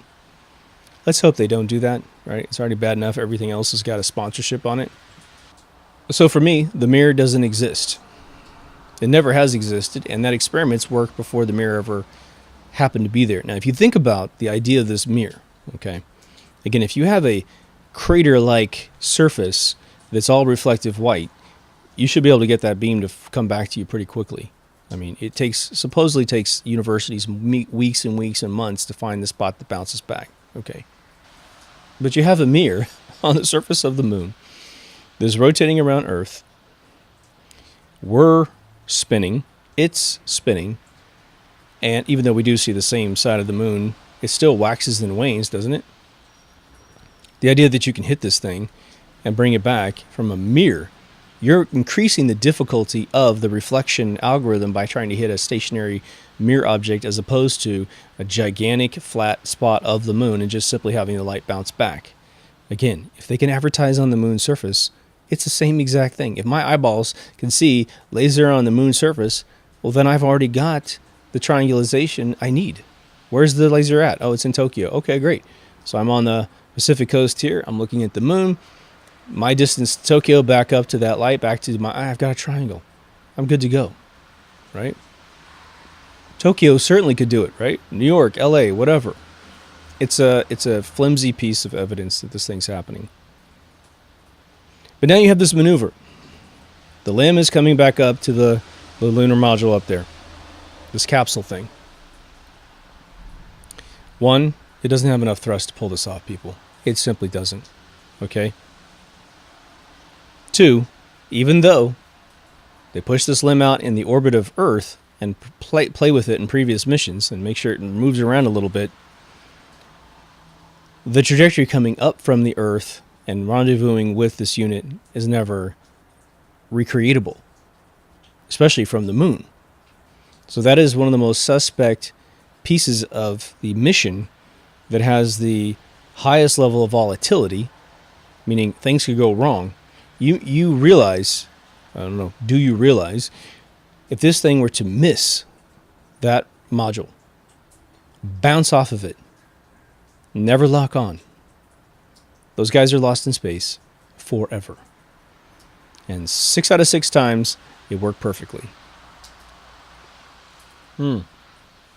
Right. You just go look at all of NASA's failures with first-time things. It's catastrophic. Rockets exploding on the tarmac. SpaceX, rockets exploding on the tarmac. This is 21st century technology. Still takes tests to get it right. No element of this mission is going to go perfect the very first time. Now, sometimes things will go wrong, but it's not a life-threatening situation. What if they got the cameras out? What if they really went to the moon, got the cameras out, took a bunch of pictures, came back, and they're all overexposed? Sorry, folks. Other than the live feed from the moon, which is super easy to do, of course, in 1969, the 35mm footage isn't coming back, which is not 35mm in a house of blood, but you know what I mean. Then there's the phone calls from the surface of the moon. Some people have chimed in, and I love it. I mean, this is why you guys are so awesome. One of the listeners chimed in on the comments, I believe, and said, when I was alive as a kid watching the call from the moon, it was immediately in my gut, I felt like this was impossible. Now, according to my interviews with Bart Sibrel, who's spent his entire last 20 years studying this, probably last 30 years, to be honest, studying all of this, right? He was a believer when he was a kid and had his mind turned by this Kingsley guy, or Casing guy, excuse me. Kingsley, the actor. It's a 2-second delay to send a signal to the moon's surface, with especially 1969 technology, because it's not light waves, right? And then it takes someone to hear it in their brain, process a reply, transmit it back. 2 more seconds. So every single thing you would say to Neil Armstrong and back would be 4 seconds at a minimum. For any of you that were alive in the 70s and the 80s and you ever did a long-distance phone call, especially overseas, there were delays, okay? Because the transmission technology on the surface of the Earth was slow. So you're going to get more delay than just the 4 seconds, 2 seconds up, 2 seconds back. And again, that's not accounting for someone having to listen. You see it all the time on newscasts, right? Where people are still going, well, what do you see in the hurricane, whatever? And this guy's like sitting there going, it's dead time, right? As they listen, and then they go, oh, yeah, well, this is this thing. And then there's dead time back, Now, let's get into some of the big kickers at the end of this story here. You guys know this if you were already on part of the choir, right? It's just good to remember all this stuff. NASA has now claimed that they have lost all of the evidence that got us to the moon. What does that mean? That means all of the footage, all of the moon rocks, all of the schematics for all of the hardware that's the coveted F1 booster type hardware. Now, we still have replicas of the lunar lander, luckily, right? I'm going to get back to re-entry here in a second. What are the odds that they lost this stuff? How do you lose something? You can see all this crap in my garage, right? That's an iMac right there that Steve Jobs gave me. That's why I still have it. Now, if I lose that right there, how do I lose that? I lose it because I move it, or I move. I leave this house and I forgot it was there, and where the hell did I put my Mac? Oh shit, it's still in the garage. Okay, so how do you lose all this footage? I don't know if you guys can hear this rain, but it's coming down, baby. You lose it because you move it. Was NASA moving around the most coveted evidence in the entire world? And every single bit of it? Hell no, they're not moving it. They know exactly where all that stuff is. There's iron mountains all over the world, right? These mountains that are all dug out, and we have all of our art in there. I think Bill Gates stuck all his art in there, right? You mean to tell me this stuff isn't in some really safe bunker? Well, obviously the truth of the matter is they didn't lose it. They still have it. But now we have enough engineering know-how, again, to reconstruct the F1 booster in probably AutoCAD and run it. What's one of the other telltale signs we didn't go? Oh yeah, we've never been back. We've never been back. Don't you think someone would go? If we can get their 1969 technology, okay. What had we mastered in 1969 that we can't do today? Oh wait, nothing. Nothing. We can still do the goofy dances that we used to do back in the day. We can play the music from back in that day. We can do anything that they did back in that day. If we wanted to film a film in Technicolor, we could still do it. Get out the old 35mm cameras. We could still do it. There's nothing that we can't do except for go to the moon. Now, someone might say it's the cost. I really don't think so. You mean to tell me we can take a rover to Mars, a fuckload further away than the moon, safely, but we can't take a person a fraction of that distance, an infinitesimal fraction of the distance, when the rover weighs probably 4 times as much as a human being? I don't buy it. Only China has claimed to put a rover on the moon, and it lived for less than, I think, 48 hours. The pictures were absolutely laughable with brown dirt everywhere. Hell, maybe it's real. I don't know. But, it died really quickly. Again, when China announced that they were going to put a man on the moon in 2020, I believe it was around 2000, it was between 2003 and 2005 when they announced it. Dick Cheney and Donald Rumsfeld, who are commanding the theater of our retaliation for the strikes in New York and other places that day, they stopped what they were doing to have an emergency meeting with NASA. Why, guys? What, are you worried? They had to set that one up. Talk to their partners over there. Figure out what they think they're going to simulate, right? But Bart Sabrell brought up an amazing example that we all need to be able to repeat. So I'm going to try to do this really slow so that you guys can totally get it. We announced that we were going to go to the moon, in 1961? Kennedy gave the speech. Put a man on the moon, bring him home safely, all within a decade's time. Okay, we've never done that before, man, right? Sputnik was up there roaming around. We had barely put anything up there. In fact, I don't know if America had accomplished anything by that time. And here we make this outrageous goal of going to the moon and back. Hey, it was cool. I support him 100%. But the 747 took 16 years, I believe, to engineer. We already had 30, 40 years of aviation experience. If you really want to go back to 1903, when the Wright brothers flew, I think, 40-some feet in the air, took a picture of it. Patent Office cock-blocked them until 1907. They had to fly their plane in Paris to prove it worked, and then all of a sudden there's all this fuckery to get it patented in America. It was an earlier time zone to say we got it first. I mean, it's just stupid, right? It's either 13 or 16 years, somewhere in there for the 747. But how many attempts did it take of pushing the 747 down a runway before it actually took off and could sustain flight? According to Bart, over 160 attempts. I think it was almost 170 attempts. Wow. We already had jets, right? The 747 was just a bigger one. So we already had this technology patented, figured out, but we couldn't figure out how to get the 747 off the ground and sustain 30,000 foot flight in the time it took us to engineer the entire moon missions successfully and execute them. In fact, we were done with all of our moon missions before the 747 from inception to flight could take place with pre-existing platforms and technologies. Hopefully that's easy to remember and easy to repeat. So here comes the lunar module back to Earth's atmosphere. The theory is that getting back is way easier than getting there. And there's probably some truth to that due to the gravitational differences between the two bodies in space. Okay. So here comes this thing. I just beat this up recently, so here we go again. It's shaped like a bullet, isn't it? Remember the old 1905 movie? Wasn't it 05 or 08? Where it was, and I apologize for not knowing the name. I guess I could pause and look it up. But it's the old movie, silent movie, of them building a rocket, multi-stage rocket. It goes to the moon, and the bullet lands in the eye of the face of the moon. And then they hop out and they do some shit and they come back. Really famous director.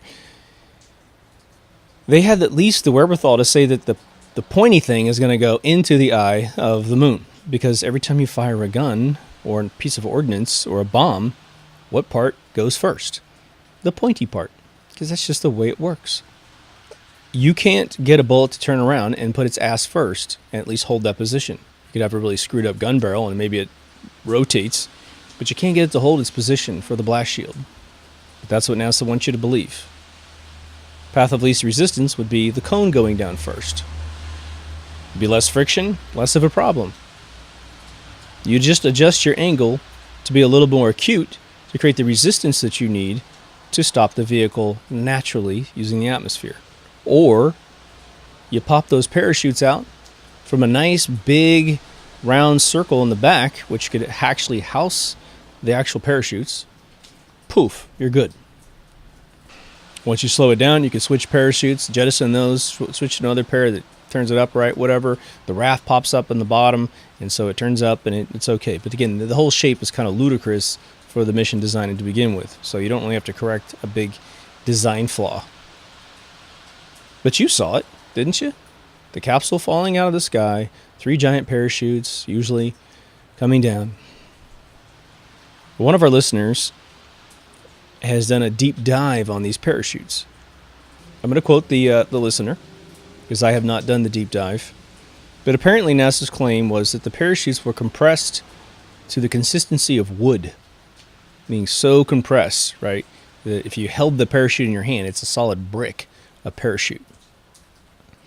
And I don't know how the thing, like it was a little rocket that kicks it into space to unfold this thing, and supposedly this fabric is going to survive being super compressed and then super expanded. Sounds like a bunch of hokey shit, doesn't it?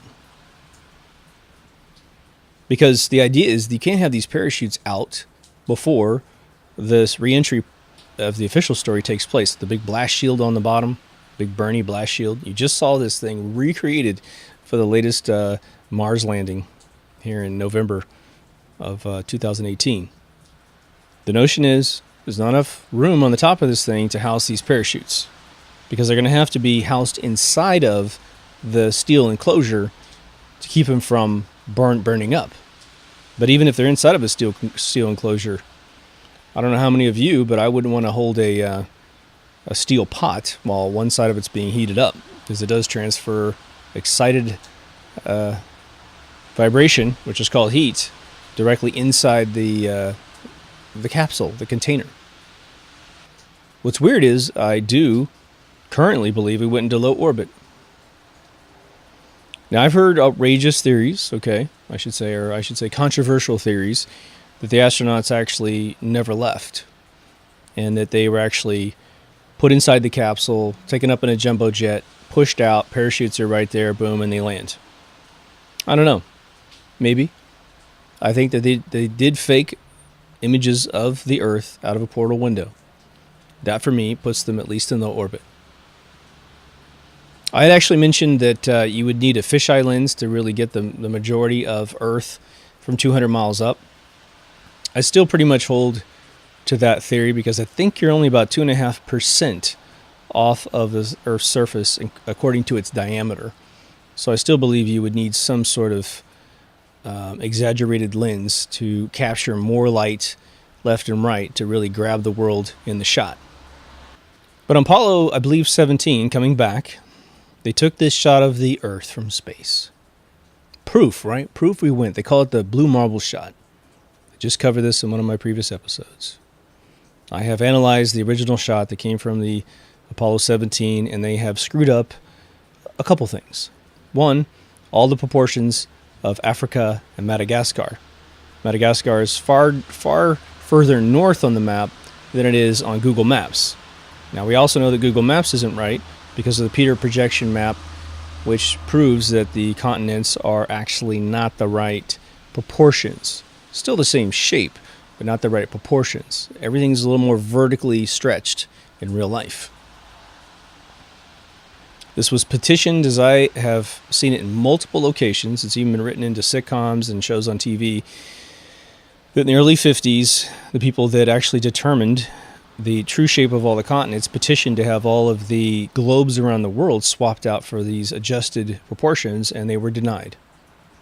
Because that would reveal that the authorities don't know what they're talking about, which I think is an exaggeration if there ever was any.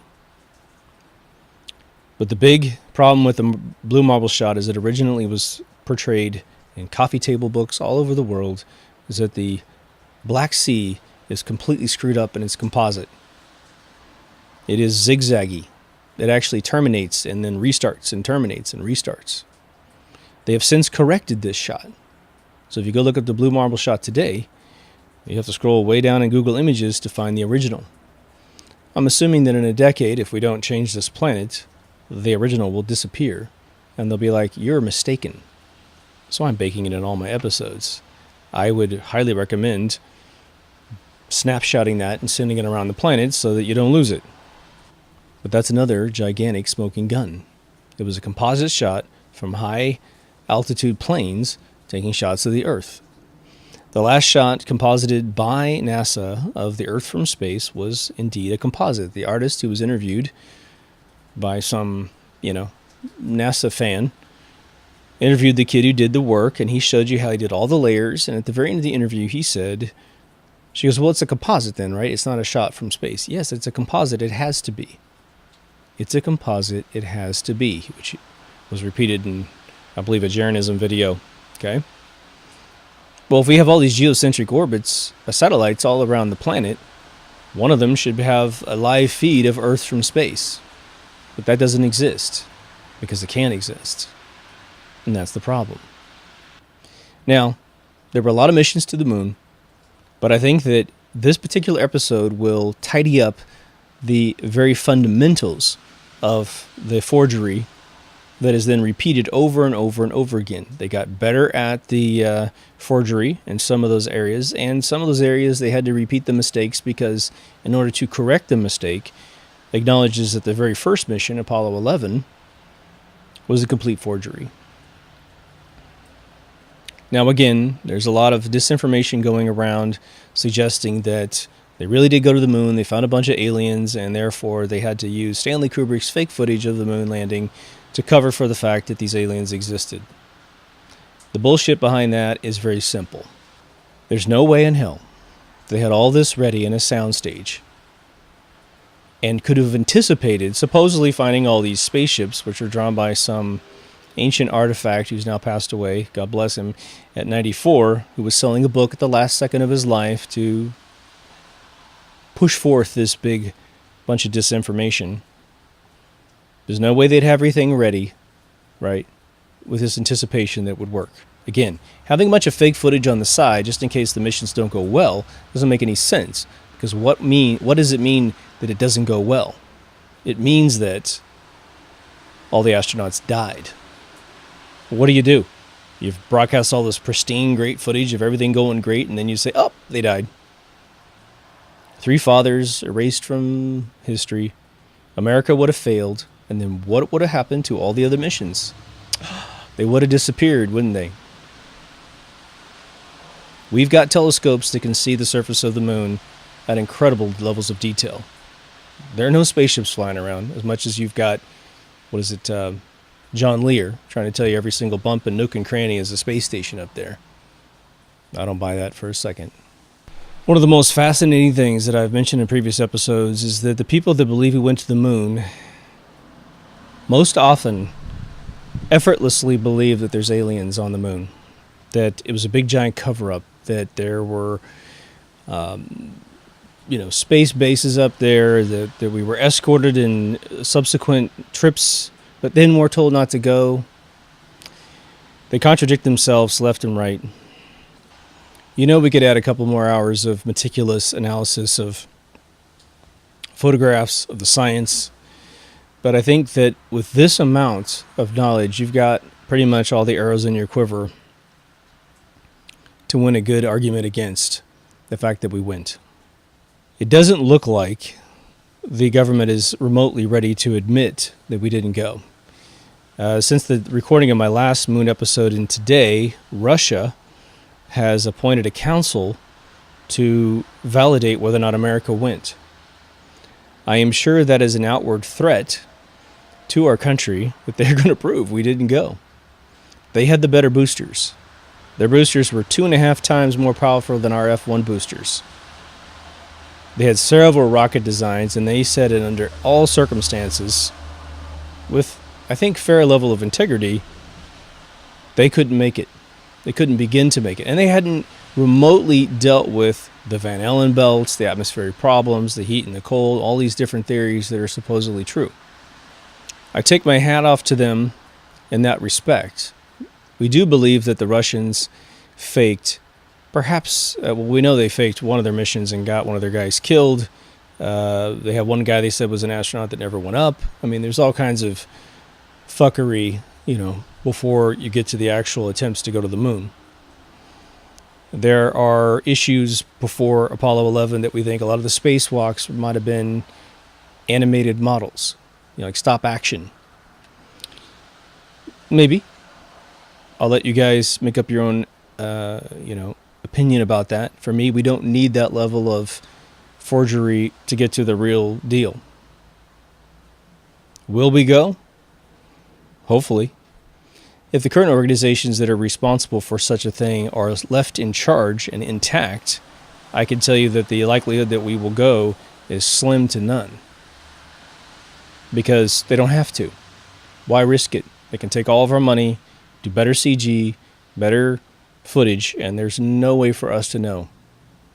Now, they said that they have taken photographs of the lunar landers in various locations on the moon using, reconnaissance satellites and what have you. The problem with that is that the lunar lander size on the surface of the moon is actually 4 times larger than it was in real life. And we know that because they tell us what every single pixel in a photograph is worth in terms of cubic footage on the ground. And when we do those translations and we see the 4 feet of the base that's left behind, it's 4 times bigger than it really was. So those are complete forgeries. Being an expert in several graphical products, but definitely Photoshop, I can tell you that what I was presented as proof that those landing sites are really there, I could forge in less than half an hour. Especially looking at the original, no more than half an hour. If I'd never seen one of these, I could have done it in less time. But then I would have asked the basic question, well, how big is this ground? Well, let's do some scale. Well, you're not going to be able to see it if we do true scale. Well, so what? Then we put a littler dot. We don't put 4 extra dots to say that these are the feet. But they know their audience. They know how to sell product to their audience. It's a wishful thinking group of people. We know that this world worships fiction. We have people that, or I could say, a better way to say it is that in history, in this planet, we have had mythical characters written into our past, like King Arthur, right? Like all of the gods of Egypt, Shira, the god of destruction, all these mythical characters, Buddha. So I guess he turned into a snake at one point, right? And every single one of those, according to our country, never existed because those are laughable myths, right? Anubis, a guy with a anteater head, yeah, right. Just instantaneously write them off. But in this country, we still worship at least one mythical character that never existed on the face of this planet. And that should show you the temperament and the suspension of disbelief that the population that holds the pride that we went to the moon is still willing to engage in on a daily basis. So because we are able to hang on to ridiculous assertions to manage our lives by, right? I mean, it's okay to take it as allegory and say, this person taught me how to be a good person. That's perfect. That's great. That's what you take.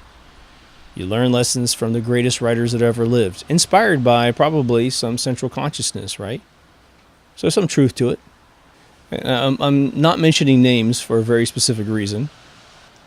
I thought it was really strange like 10, 15 years ago when I started waking up that I would hear someone critically think about various conspiracies in recent history, last 20 years of our life, and have all the meticulous science and details to say this didn't happen the way the official story said. The moon is just one that's 50 years old.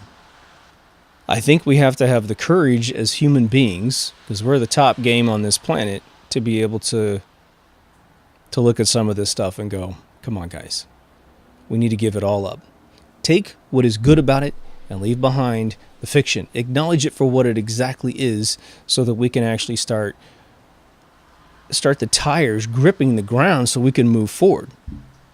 If we continually lie to our children that we went to the moon, those children will lose any mysticism about going to the moon. Whatever, I don't go back there. Everybody been there. I'm going to go to like Alpha Centauri or whatever. And they'll die trying because they haven't conquered the most basic thing, which would be our moon. I don't know if it's important that we go. I don't know. Seems like a fun thing to do more than anything, right? Who knows if we could survive up there at 1/6 gravity without losing all of our bone density and, getting acid reflux or something, right? We have robots. Boston Dynamic robots, right? We should be able to put those things up there first. We have rovers. We should be able to put those things up there first. For real, right? Anyway, I think you feel me. If you haven't been to Deep Thoughts Radio, please go. There's audio, video, a locked Facebook group, and a Patreon page. We're going to do a short bumper today. If you made it to the end, there's an intellectual trophy for you, from me to you. Thank you so much.